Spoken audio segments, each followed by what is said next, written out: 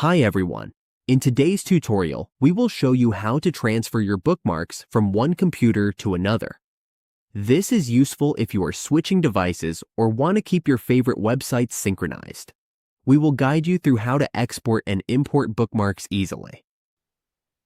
Now let's get started. On your browser, to import bookmarks from another browser, for example, moving from Google Chrome to Opera, we will show you two simple ways to do this.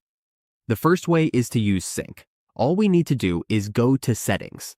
In Settings, we will open the Settings folder. From there, go to Synchronization. Here, we just need to log in with the account we use on the other browser. So, if we are using a Gmail or any account used in Google Chrome, we will log in here in the new browser. Once logged in, we just need to click Advanced Syncing and choose to sync everything. Once that is done, sync everything. Wait for the browser to load the history, bookmarks, pinboards, tabs, and passwords. It will sync everything over to Opera. The next option is to import bookmarks and settings directly. Just click to choose what we want to transfer.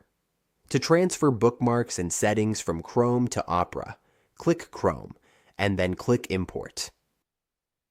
That's it.